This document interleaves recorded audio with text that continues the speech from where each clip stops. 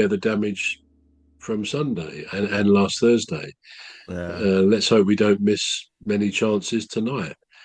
But yeah, football is a wonderful game, and it's a great hobby. It's a great Mm. hobby. You get to see different parts of the country, or at least the football grounds in different parts of the country, and you see the best and all the teams coming to you from the Premier League. So yeah, I'm grateful for what I've got as a Palace fan. I've been a Palace fan for a long time, and there's never really been a better time to be a Palace fan because we've won things and it's good. It's good stuff. Yeah, Yeah. you won't hear me. You won't hear me complaining.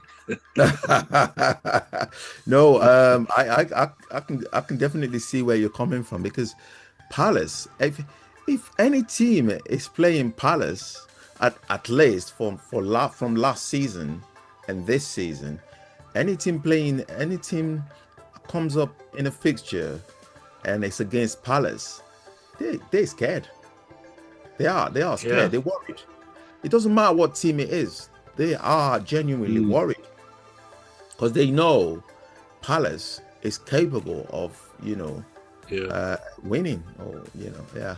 Now I was just thinking about sporting directors. Does Palace have a sporting director at the moment? Well, of course we had Dougie Freedman for a few Right. years. Used to be our player years ago, Scottish guy, and then he managed Palace. Going back, I don't know when he left, but he then left us for Birmingham some years ago when he was offered a lot more money. And at that time, people were not much of a fan of his because he kind of walked out on Palace when I think we were quite near the top of the championship.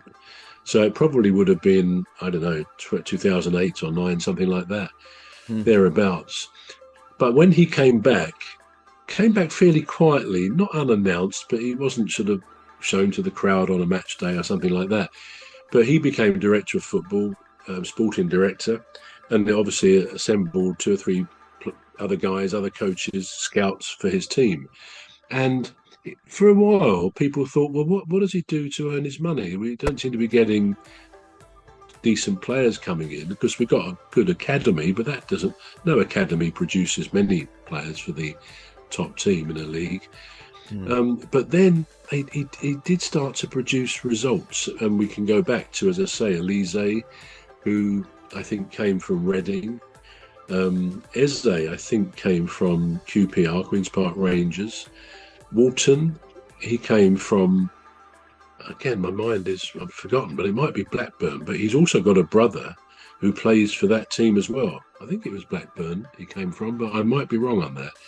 So suddenly people were sitting up and saying, wow, Dougie Freedman, he does really well now. And there's other players I could mention if I could remember their names. But he clearly had a system of identifying potentially very good footballers because most teams, if they can find someone, obviously it's going to be cheaper for a start from a lower league who they say this guy's got it, he's got something, then that's going to be a great way economically as well as finding great players for your team.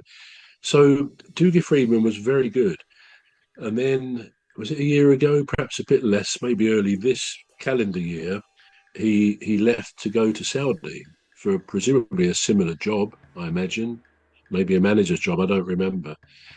But we lost him, and I'm sure he's been replaced, but it may be from within the team we have, because I've never seen any announcement that we've taken on a particular person.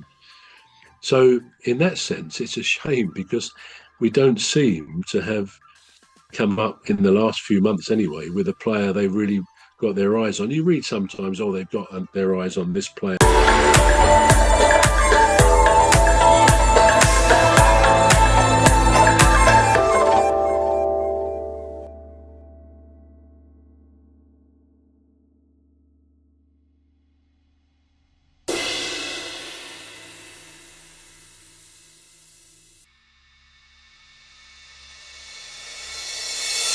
Got their eyes on this player for January, which may or may not be the case. But it's all very well just buying a player from a lower team. But if they're really going to sparkle, like Wharton, Eze, and Elise, they've got to be something quite special. But the fact that Dougie Freedman and his team found those players, it says a lot for that system.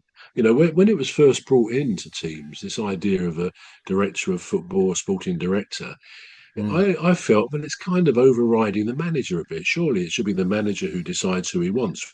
Well, that's true to an extent, but I think there's much more acceptance now that most clubs, certainly in the top flight and probably all of the English league, do have an independent, well, not independent, another person independent of the manager who will discuss it with the manager. He obviously is not going to get a player the manager doesn't want.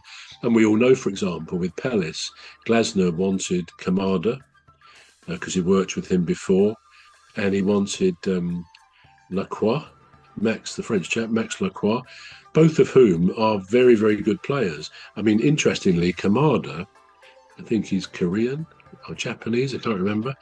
No, I think he's Korean. When he came in, for the first few months, he wasn't popular with the crowd. I mean, he was never booed. I'm glad to say, Palace, we don't boo any of our players, even if there's frustration. But he wasn't doing it very well. He didn't seem to adjust to the speed of the Premier League. Now, I go back probably to the cup final time. He's brilliant. And if he's not in the starting 11, people say, I say, oh, Kamada's not in there. They got someone else in. We'd never have said that one time, but he is a gem, really. And again, he's one Oliver wanted, as with Lacroix. So the manager does count as to which players come in quite clearly.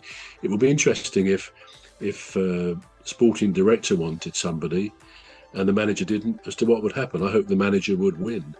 Yeah.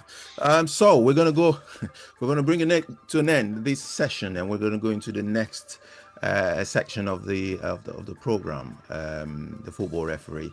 And when we come back, in the next section, we're going to discuss the prices of midfielders. Is it going up? Obviously, the